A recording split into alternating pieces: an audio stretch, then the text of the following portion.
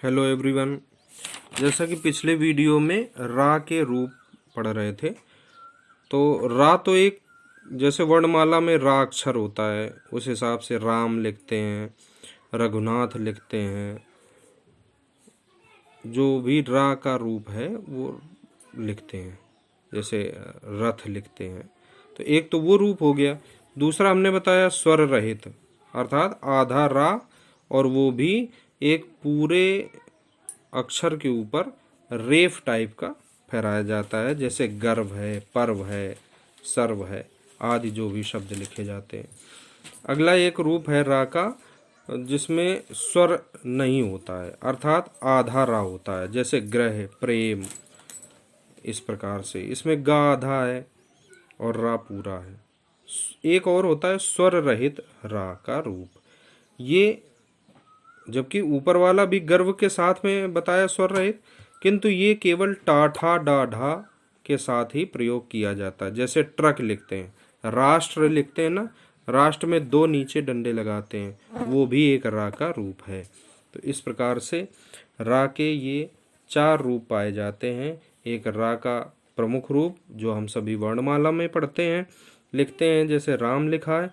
एक स्वर रहित रा, जैसे गर्व, पर्व, सर्व आदि शब्दों के प्रयोग में लिखते हैं। एक है स्वर सहित रा, जैसे ग्रह, प्रेम आदि। और एक है स्वर रहित जो केवल टाठा डाढ़ा के साथ में प्रयोग किया जाता है, जैसे ड्रम, ट्रक इत्यादि। तो मित्रों, आज की क्लास में हमने पढ़ा वर्ण किसे कहते हैं।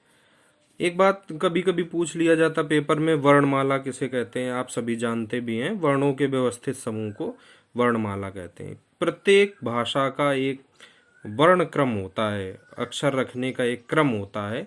जैसे ए बी, ए के बाद बी आता है, C D E F G H, ये रोमन लिपि का है। अंग्रेजी वर्णमाला है। हिंदी में छोटा बड़ा का के बाद खा ही लिखा जाएगा।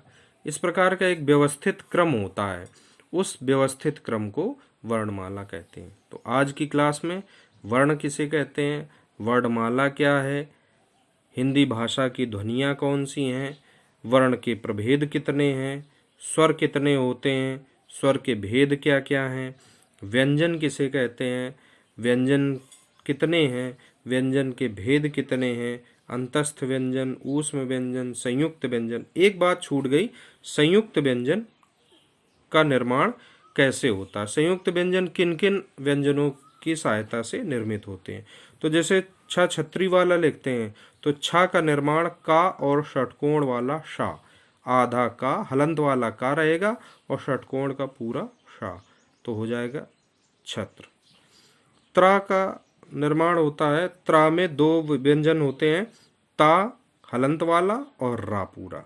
ज्ञा में जा हलंत वाला और इया, चा छा जा झा के बाद जो पंचमाक्षर होता है अनुस्वार वाला, अनुनासिक वाला इया, वो इया पूरा बनेगा। तो ज्ञा का निर्माण हुआ। श्रा जो श्री वाला लिखते हैं, किसी भी नाम के पहले जो आदर सूचक एक शब्द प्रयोग किया जाता है, श्री, तो श्री बनता है शा शीटी वाला, गुंडी वाला जो शा होता है उसमें नीचे हलंत लगाएंगे और रा, इन दोनों के संयोग से श्रा निर्मित होता है।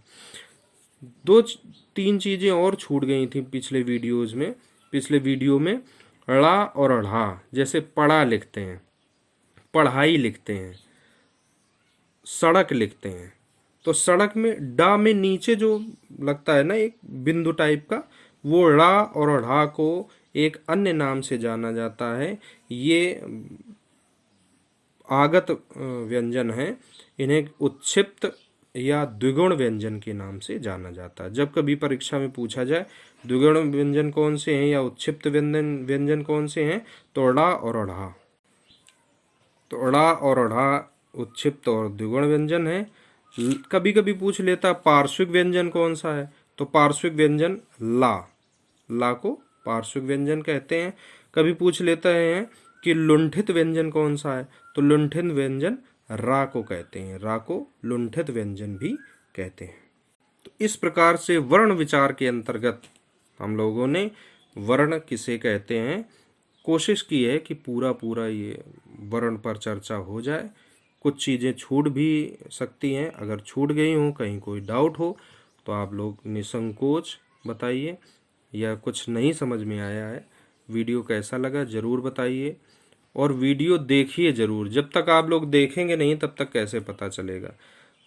बहुत अच्छा, गुड, थैंक यू मैम या थैंक यू सर लिखने से तो